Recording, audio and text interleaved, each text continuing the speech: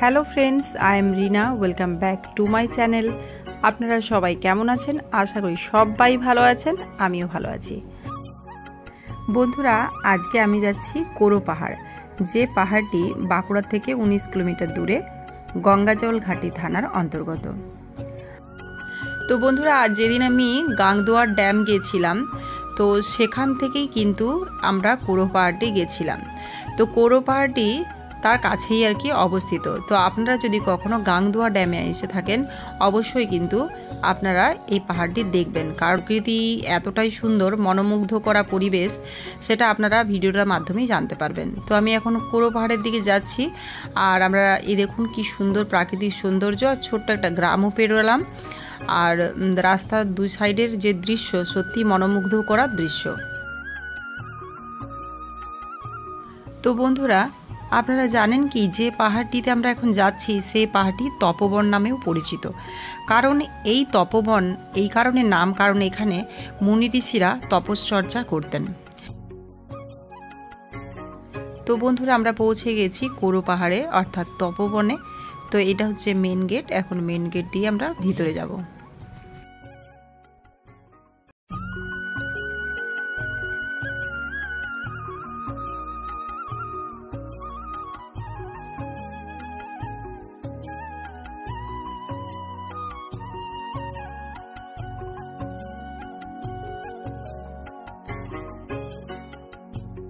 Main গেটে ঢোকার পর একটু গিয়েই এখানে টিকিট কাটতে হবে ভিতরে যাওয়ার জন্য, মানে পাহাড়ে উঠতে হলে। তো এটা হচ্ছে পাহাড়ে উপরে ওঠার জন্য সবার টিকিট। তো এখানে টিকিট নিয়ে নিলাম। আর এখানে মন্দির দর্শনের সময় হচ্ছে সকাল 8টা থেকে 11টা, আর দুপুর 3টে থেকে 5টা।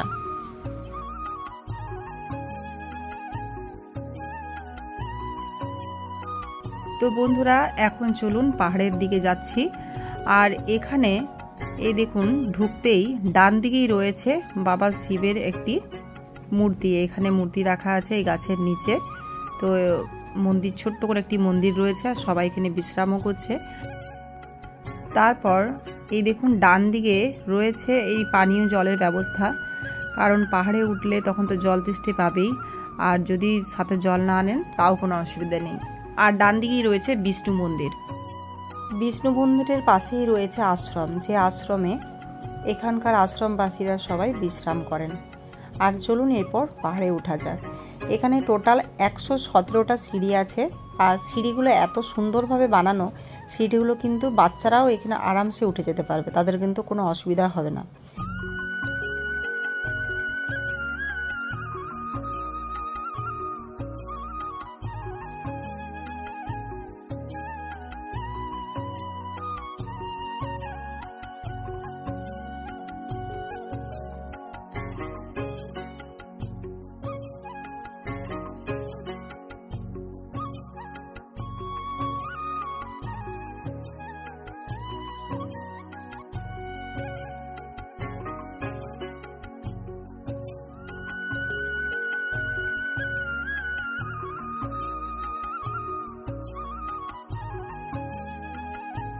তো বন্ধুরা, এখন হচ্ছে পাহাড়ে উঠে গেছি দেখুন। আর এই দেখুন, সামনেই হচ্ছে মাতা পার্বতীর মন্দির।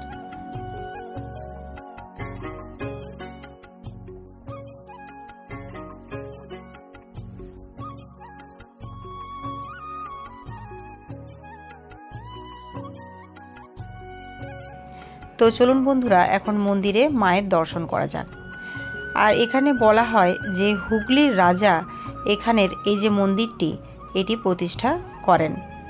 আর এই মন্দিরটিতে যে মাতার মূর্তি রাখা আছে, যে পার্বতী মায়ের মূর্তি রাখা আছে, সেটি কাশী থেকে কিন্তু আনা হয়েছিল। আর এই পাহাড়ের উপরে যে মন্দিরটি রয়েছে, মন্দিরটি কিন্তু খুবই জাগ্রত, খুবই জাগ্রত। আর এখানে সব সময় আর কি শয়ে শয়ে ভক্তরাও আসছেন এবং এখানে মায়ের দর্শন করছেন। তো চলুন আমরাও মায়ের দর্শন করি।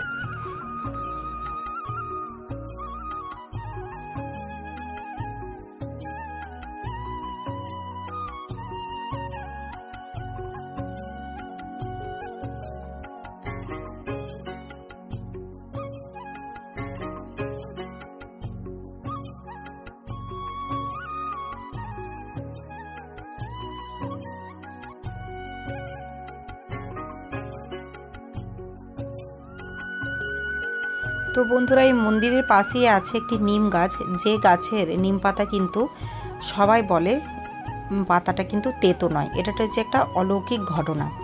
আর তার সাথে আপনাদেরকে বললামই যে হুগলির রাজা কিন্তু এই মন্দিরটি প্রতিষ্ঠা করেন। আর মা কিন্তু স্বপ্নে তাকে বলেছিলেন যে এখানে মন্দির প্রতিষ্ঠা করতে।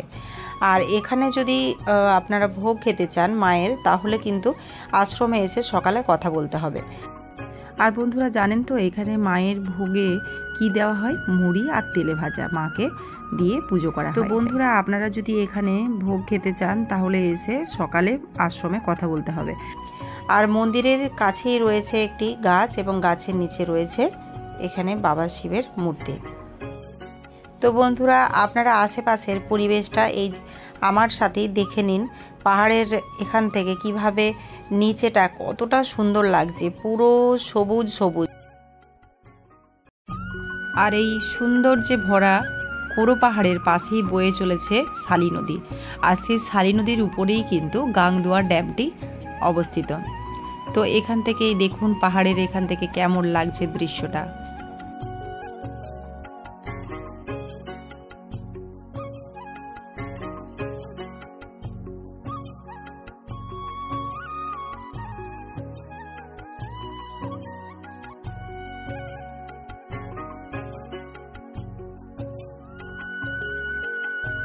তো বন্ধুরা দেখুন এই জায়গাটা থেকে কত সুন্দর লাগছে, পাহাড়টা থেকে পুরো দূরের সমস্ত জায়গাগুলো দেখতে।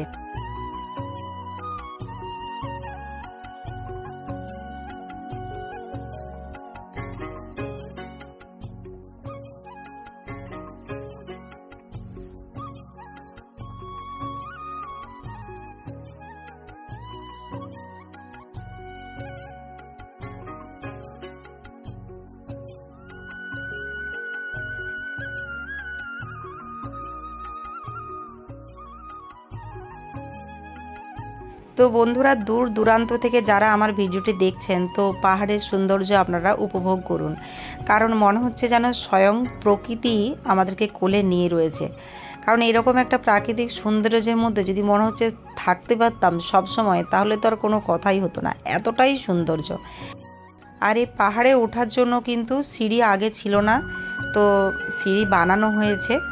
তো বন্ধুরা, আপনাদের হাতে যদি থাকে একটা দিনের ছুটিতে কিন্তু আপনারা এই প্রাকৃতিক সৌন্দর্য উপভোগ করতে পারেন।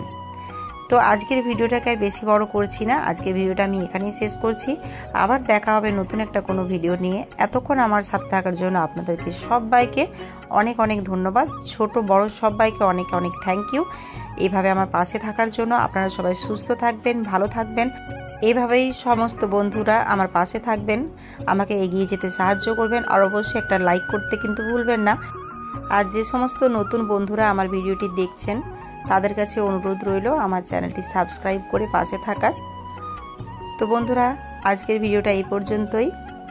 এতক্ষণ আমার সাথে থাকার জন্য আপনাদের সবাইকে অনেক অনেক ধন্যবাদ।